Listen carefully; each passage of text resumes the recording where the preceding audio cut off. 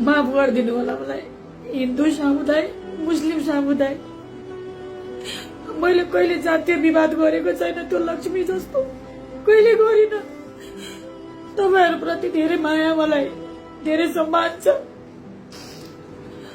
कहिले गलत गरिन, कहिले गलत गर्दिन पनि। म टाढा गइसके यो सबदेखि। लाइफमा के गर्छु दिदीबहिनीको लागि, महिला दिदीबहिनीहरुको लागि के गर्छु भनेर म आएको थिएँ, तर म हारिसकेँ। म त हारिसकेँ। तपाईहरुले मलाई जातीय विवादमा पारिदिनु भयो, जबकि म केही पनि छैन। मेरो चरित्र हत्या भएको बारेमा त तपाईहरु एक शब्द बोल्दिनु भएन। कसैले पनि बोल्दिएन। मेरो चरित्र हत्या भयो। 8 महिना 24 घण्टा, मैले 24 घण्टा। श्रीमान छैन नजिक, सम्झाउने बुझाउने कोही छैन। माइती टाढा छ। ससुरालीपट्टि सबलाई नफरत मसँग, यो सब कुराहरूले गर्दा म जिन्दगीमा धेरै थोक गुमाइसकेँ।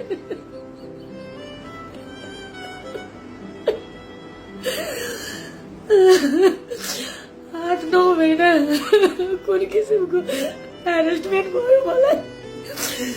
तिमीहरू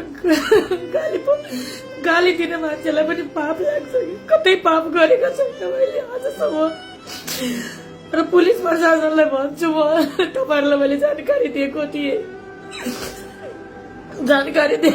मैले साइबर ब्युरोलाई। 8-9 महिनादेखि आज सेतो सानो भाइ सुनसरी जिल्लामा थाहा छैन कसले मारेको, तर जो पनि मारो अपराधी त्यो मान्छेलाई पक्कै पनि अल्लाह तालाले त्यसलाई देखाउँछ। जसले जातीय द्वन्द गराएर त्यहाँ 1 नम्बर प्रदेश सुनसरीमा जुन हमला गरेको छ, जातीय विवाद गराएको छ, त्यसलाई अल्लाह तालाले छानबिन गर्नुहुन्छ। र मलाई र मेरो श्रीमानलाई जुन हिंसा र जुन टर्चर, जुन मानसिक तनाव हामीहरूलाई दिनुभएको छ, हामी इन्शाअल्लाह अल्लाह तालाले इन्साफ गर्नुहुन्छ मसँग। र तपाईहरुले जुन तरिकाले हेरेसमेन्ट गर्दै हुनुहुन्छ, मेरो केही पनि छैन।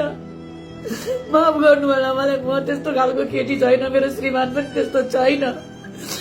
जुन पोस्ट तपाईहरुले गरिराख्नु भएको छ, बहुत गलत गरिराख्नु भएको छ। म बोल्दिन न, म कुनै दिदी बहिनीको केसमा जान्छु। अब म आफ्नो घरमा बस्छु।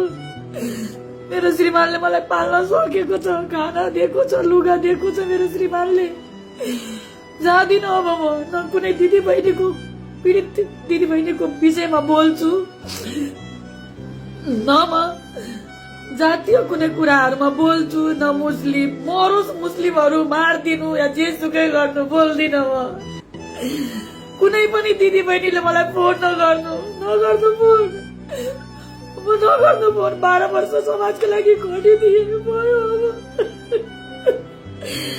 अब हेरेसमेन्ट भयो, बहुतै हेरेसमेन्ट भयो। अल्लाह ताला मलाई सबर दियोस्।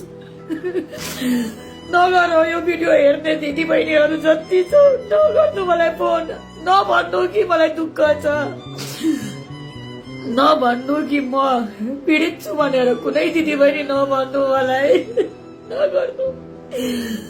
नभन्नु मलाई। कोही पनि फोनै नगर्नु। म छोडिदिए काम। आजदेखि सब महिला अधिकार कर्मीको काम छोडिदिए मैले माफी मागे सबैसँग। अब मेरो त्यस्तो खालको भिडियो आउँदैन। अब कसैको पनि जातीय विवाद, न हिन्दू न मुस्लिम न कुनै पीडित दिदी बहिनीको पक्षमा बोल्छु म, बोल्दिन। गल्ती भयो मसँग कि मैले 12 वर्ष मैले आफ्नो टाइम वेस्ट गरे। कतै जागिर गरेको भए 2-4 पैसा कमाउँथ्यो होला, तर नाइ, आफ्नो टाइम वेस्ट गरे। आफ्नो पोकेटको पैसा खर्च गरेर पीडितसँग पुगे। गल्ती भयो। बाँकी कुराहरू हुँदै गर्छ। भयो, यो लास्ट हो। भयो, दुःख लाग्यो हजुर। अब म साँच्चै भन्दैछु दिदी बहिनी हो, मलाई फोन नगर्नु। मलाई दुःख पर्यो भनेर मलाई कुनै पीडित दिदी बहिनीले कल नगर्नु। मैले राम्रो काम गरेको पनि पचेन, कसैलाई पचेन। माफी चाहे सबलाई, सक्छौ भने माफ गरिदिनु। आजदेखि न हिन्दूको बारेमा केही बोल्छु, मुसलमानको बारेमा केही बोल्छु, न कुनै पीडित दिदी बहिनीको बारेमा केही बोल्छु, केही बोल्दिन। कुरान पाकको कसम, मेरो आमाको कसम, केही बोल्दिन, कसैको बारेमा बोल्दिन। मेरो जिन्दगी अब म जसरी चलाउँछु, नाचेर गाएर जे गरेर भयो, अब बस भयो।